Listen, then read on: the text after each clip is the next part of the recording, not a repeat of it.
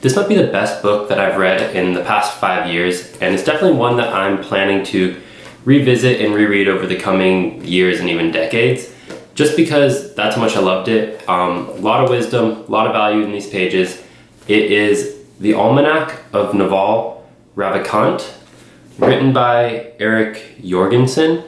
And it's basically Eric Jorgenson just compiled a bunch of writings, tweets, interviews from Naval and put it all in one spot. And for those who don't know, Naval is an entrepreneur and venture capitalist from India who now lives in the US, and he's gotten a lot of fame for all the wealth he's built up and just the content that he's like posted online. He writes and posts a lot about, wealth, happiness, and like peace and harmony and things like that. And like I said, a lot of wisdom, very smart guy. And Eric Jorgenson basically just compiled all of it in one spot so people could have a book to, reference and learn from all these teachings of Naval, basically. Like I said, I love this book, super amazing book. But without further ado, let's get into the video where I'm going to explain some of the, top things that stood out to me in this book. So let's get into it.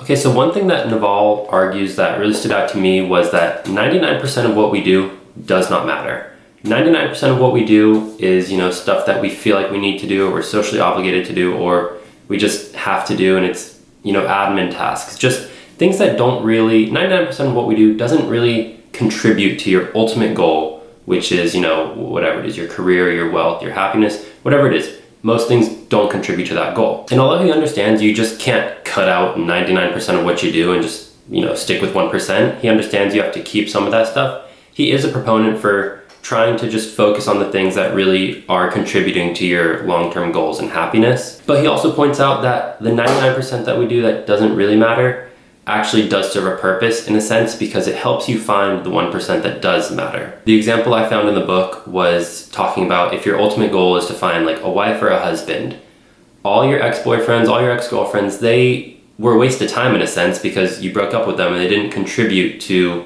your marriage. They didn't end up being the one, so they were a waste. But they also led you to whoever has become or will become your husband or wife. So even though they weren't the ultimate goal, they were a waste, they led you to what eventually worked in the end.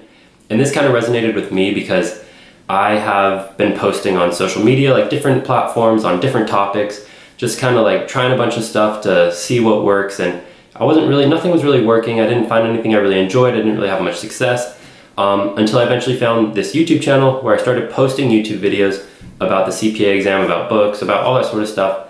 And I feel like this is my 1% that I really like, and I'm, doubling down on that, going even harder. So all those other social media ventures were not a waste because they eventually led me to finding this, which I consider my 1%, like I said. So that's what he says. It'd be nice if we could cut all that stuff out, but it is necessary because it does lead us to find the things that truly matter. All right, I will get back to this in a second, but I just want to say thank you to everyone who watches my videos. It really means a lot to me. I truly appreciate it. And if you enjoy this channel and enjoy my content, make sure to subscribe so you can be ready for my next videos coming out. But all right, let's get back into this. Another interesting thing from the book that Naval argues is that hard work matters less than ever before, because we live in what he calls the age of leverage. Naval loves talking about leverage. It's a big topic in a lot of his content. But basically what he believes is you don't actually have to work, you have to work hard. But in the past, to get a certain amount done, you had to have a certain level of work to complete it. But now with the power of leverage, you can do less work to get the same results. For example, if you wanted to spread news of like a war back in the day by writing something, you wanted to spread the word to 100 people, you have to write 100 different notes and send them out to people. But once the printing press was invented, you could just write it one time, print press however many you want, and there you go, newspapers for everyone.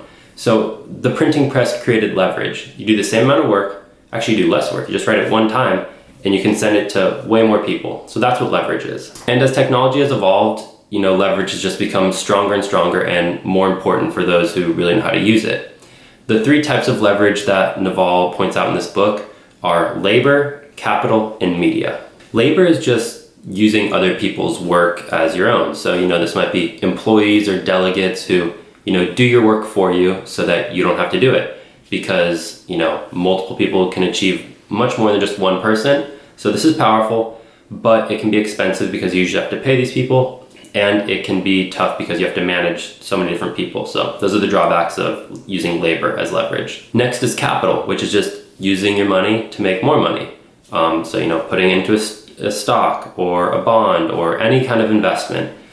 This is really powerful because, it doesn't take a lot of work, and the potential profits are huge, but there's a lot of risk involved, and it's not necessarily easy to just come into capital. You have to earn it or get access to it somehow. And last is media, which is just any, type of book, video, code, anything like that, that you can send out to people. So think like content or an app. So if a software developer makes an app and then can sell it to hundreds or millions of people, or if a YouTuber makes a video and sends it out to the internet and millions of people view it, like that's leverage of media, which Naval says is the, most accessible in today's day and age.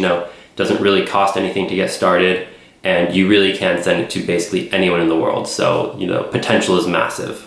And because of how much hard work is mattering less and less, and how powerful leverage can be, it's extremely important to, learn how to gain access to leverage and use it once you have it. And a huge way Naval recommends doing this is by reading, which made me very happy because I love to read. So it sounds like I'm doing something right. But yes, because hard work matters less and less, it's really your mind. Your mind is your most powerful asset, and you need to train it by doing things such as reading.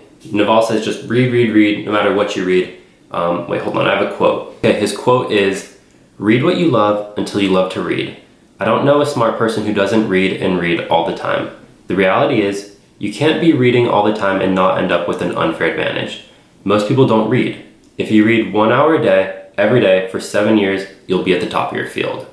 Which, like I said, is reassuring to hear for someone who loves to read. But if you don't love to read, it's an easy habit to pick up. He even says in this quote, read what you love until you love to read. So even if it's trash, Naval admits himself he reads some things that most people would consider trash.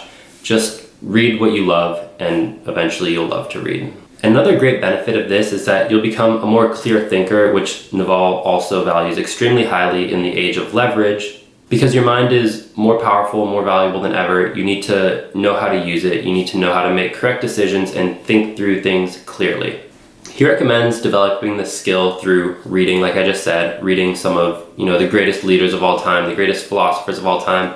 And there's also great resources online that kind of tackle this specifically, like mental models, how to think clearly. One really great blog I found, or I think he mentioned in the book, is called Farnham Street. And it just has a lot of great mental models about thinking through problems. And I'm going to leave a link to that in the description below so you can check it out, because I think thinking is not really something that's taught to us. We kind of just have this brain, and we go through school where obviously you think and use your brain a lot, but no one really explains how to think necessarily, except in a couple classes. But I think the resources out there on the internet completely blow that out of the water, so I'll leave the link to that down below. And another way to get this clarity of mind that Naval really values is through things like meditation and kind of just trying to find inner peace. He emphasizes a lot detaching from outside results, the outside world, and material things, which obviously is very easy for a wealthy person to say. But I've heard it from so many wealthy people, and himself included, the game never ends. If you think, oh, I'm going to be happy once I achieve this, it's not going to happen. You're going to achieve this, and then you're going to want that. And he has a quote that says, "Desire is a contract you make with yourself to be unhappy until you get what you want," which I think is very true. If you desire something, I feel like it's you saying, I need this so bad. I'm not going to be happy until I get this. Once I get it, I'll be happy. And that's just a dumb way to live. You need to learn how to be happy now. Obviously, you can work towards things, you can have goals, but being happy is the goal at the end of the day. So why not just be happy now? And one thing he recommends is a form of meditation that's very easy to do. It's just watching your thoughts. You can go throughout your day as normal, but just kind of be more aware of what you're thinking, because I feel like so often we think without thinking what we're thinking about. And if you really start to pay attention, you'll notice there's a lot of negative thoughts or thoughts that you just don't really know why they're popping up.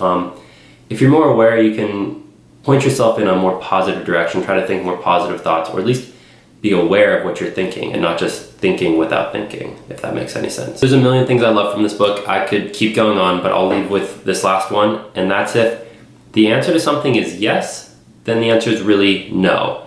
And what Naval means by this is if you say yes, okay, this sounds good, that's not good enough. You should be saying, hell yes, this is awesome, this is a great opportunity. You shouldn't be doing things that you feel lukewarm about. It kind of goes back to the whole thing of 99% of what we do doesn't matter.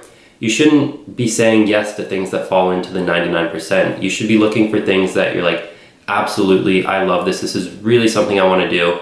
If you're just going through life, opportunities come up and you're like, it's good enough, and you're taking it, you're just going to be bogged down by things that you don't really care about. He argues more for a form where, you go through life and you say no to so many things until you find the one thing that you really love.